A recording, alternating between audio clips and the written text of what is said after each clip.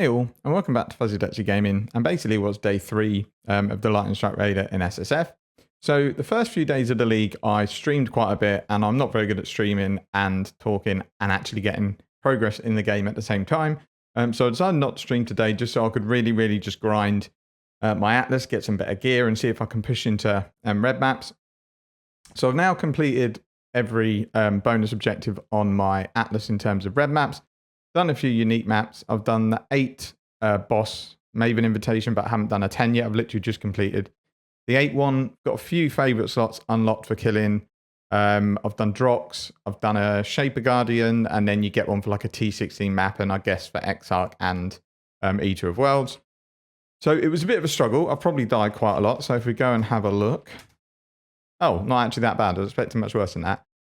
Because I didn't have strike gloves, I just had a 6 link with Ancestral Call, but I wanted to get my Atlas done, and especially needed to get the intro quest done so that I could then start grinding to get some embers to get +1 strike on my gloves. So I have literally just rolled +1 strike. I think I've probably done about 40 embers, I would think, so I'm a bit below average. I think average is about 50. So if anyone that isn't sure, if you go into your Atlas tree, these nodes, this node here, and these make the packs bigger. I'll take that actually. And then this node here basically got 50% chance for an altar to spawn at the beginning of your map once you've got them influenced.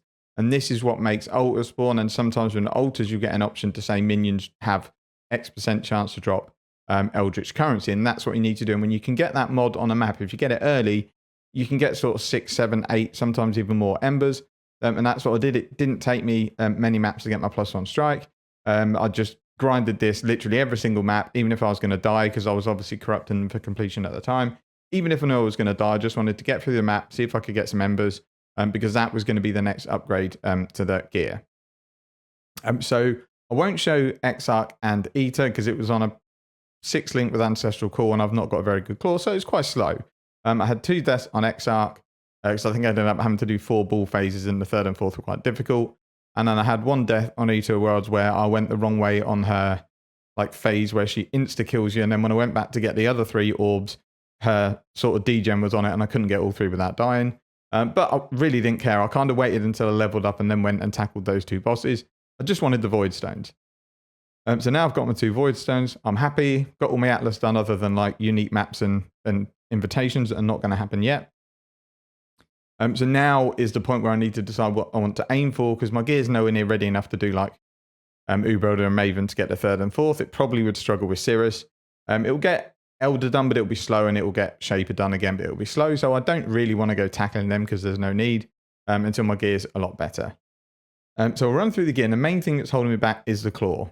And the main reason for that is I've been farming red maps, and I do not want to touch essences in their current state when I'm corrupting maps, because either they'll kill me or they're going to take 5 minutes to kill. So hopefully, GGG have said they're going to balance past the health on a lot of these mods.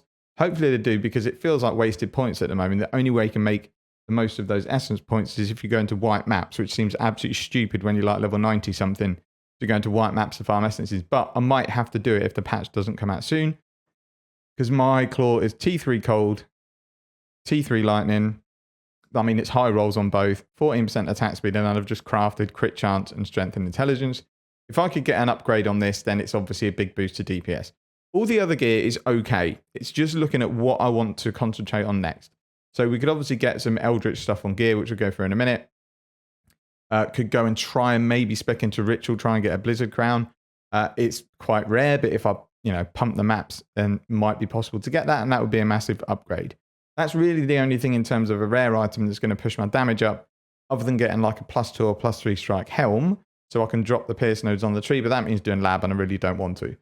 Once I get a Blizzard Crown, I then might do lab. What I don't want to do is do lab after lab after lab, get the enchant, and not have the endgame helmet to put it on. It just seems a bit of a waste. So yeah, that's the claw. Helmet I've just crafted with Essences of Loathing to get some mana reservation to make having precision, determination, and anger feel a bit better. It means I can push precision up to 20, and I'm still going to have 131 mana. Sorry, you can't see the mana because my camera's in the way. At the moment, I've got 131 spare mana, which is really comfy. My amulet is lots of attributes, lightning damage to attacks, some resistances, and crafted life. This was crafted using the lightning damage to attack essences. I basically just spammed all the essences I had until I hit all attributes, and anything else would be a bonus, and it ended up really nice. I've done a couple of blighted maps, so I was able to allocate Divine Judgment because it's dirt cheap. Shield, I think I might have upgraded from the last video, but I'm not sure. This is just rolled in Harvest. For anyone that missed the first video, it's any of these crafts here for 50. Have a really good chance to do Ailment Avoidance. You just need to obviously get tier 1. I'll roll decent with an open prefix, so I could craft life. Obviously, this could be better because it can have damage mods and stuff on it, but for now, it's really, really good. The rings is probably what I need to concentrate on next because they don't really give me very much. This one, 31 life, has got good resistances, crafted early damage that rolled really low and really, really low crit chance. And then this one, again, has got fairly low crit chance, bit of accuracy, which probably does help. Rubbish cold damage, dex is pointless. It's basically life is all this ring is. So that's going to be my next goal to target, I think, is get some decent jewelry together. The gloves are the ones I just crafted. I rolled Pierce yesterday, but I didn't roll +1 strike until about an hour ago. Then I got super, super lucky crafting these. I just used a greed essence on them. I think it was a shrieking one, and it rolled this. So the stats on this are amazing. These are not going to get replaced for a long time until I decide I want +2 strike gloves. The belt, again, is something I probably need to look at replacing, but it has got a bit of armor, high life, resistances. It's not the worst. And then the boots, again, are quite nice because they've got high chaos roll, decent lightning roll, pretty good life, 30% movement speed, and then I can craft fire and chaos resistance. So that is the gear. The flasks haven't changed. I probably do need to look at upgrading them because I've had item level 82, 83 flasks drop for all of these other than the life flask. So I maybe look to craft them to get some better suffixes. Nothing's changed on the tree in terms of jewels. I'm still running this jewel here because it's the only one I've had that even gives anything. But it's decent, 9% attack speed and strength and intelligence. And then I haven't taken this jewel node because I haven't got a jewel to put in there. Let's say, ideally, I'd like to get rid of these because I'm now level 91. I really would like more damage in the tree. I think I've got enough increased life once I get more life on my items. I think I could easily push up to 5k. But I'd really like to get rid of these, maybe get one more level and take these nodes here because they are quite big nodes, especially early on. You get lots of early damage and you get increased effective ailments of 20%, which is awesome. And then 50% extra damage when your flasks are up, basically. So increased damage, not extra. So those would be big nodes as well. They would really help. Other than that, there's not much I do. I'm sort of stuck with this tree for now. So let's look at a character. So it's level 91. I have sheet armor of 7.2k and evasion of 6.1. And when I activate my flasks, I didn't activate them all, did I? I've got 10,000 armor and 12,000 evasion. But I've not really felt in danger. I've only died when I knew I was going to die, when I was pushing like really tough maps like minus max res, fizzes extra, LE, reduced crit damage and stuff. So tank mods plus damage mods normally equals death, and it has done a few times. But in terms of when I get to choose what mods I want to roll on the map, now I don't have to corrupt them, I'm pretty confident I can get through to like at least level 93. Gives me a couple more points, and then I'd really like to get pierced. But again, I don't really want to grind for it. So at the moment, I don't know what my next steps are. Crafting rings, definitely. Blizzard Crown, possibility, because I haven't taken any more nodes other than Expedition, which I'm going to grind because that's probably the best way for me to upgrade my gear. It's really good for Fusion for currency. I've taken Shrines because they've been an absolute godsend when I'm kind of undergeared in maps. And I've taken all the map nodes. Now that I've got my Void Stones, I'm going to keep these map nodes for now just to get a supply going. Once I've maybe got like 30, 40, T60 maps, then I'll start removing them. But I do think, even though it's very unlikely I'm going to get a Blizzard Crown, I think we're going to go Ritual because it would be a big DPS increase. That's it for the video.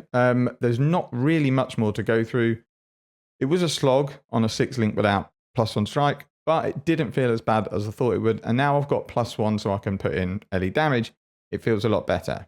The Conquerors are not quick at this stage. I do definitely need some upgrades to make those sort of things feel comfortable. But now I've completed it, I don't really plan to do it again. I'll get the fragments for Cirrus. Same for the Elder. I'll get the fragments for them.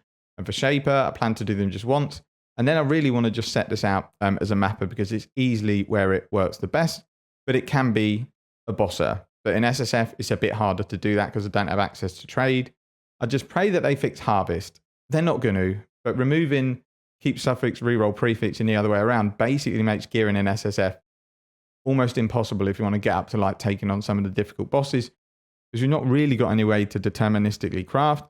You've got essences that can guarantee one mod. You've got fossils that prefer types of mods. You've got harvest that will give you maybe one type of mod. But there's nothing really other than metacrafting with divinals, which in SSF is just not going to be an option. This might be difficult to push much further. I'm pretty sure I can get Uber Elder and Maven done, and that was my goal. Get the 4 Void Stones, get the invitations other than the Feared completed, then I'll be perfectly happy. And then if some things have been tweaked and fixed, maybe I'll carry on with the character. But I don't think I would unless they brought a few things back, because it's just pure luck. I'm basically going to be gambling on essences, or gambling on harvest, or gambling on delve, with no real way to craft much deterministically other than maybe one mod. So that's it for the video. They probably won't be like a day 4 update, because it is literally just going to be grinding maps. What I'll probably do is won't bring an update out until I've maybe got some improved bits of gear, and I'm pushing harder content, because all each day is going to be is I've done more red maps, I've farmed this currency, gear is the same, because at this point your progression in terms of gear slows down, but in terms of your currency and what you're farming, it should really ramp up. So that's it for this video. Thank you very much for watching. Take care and see you in the next one.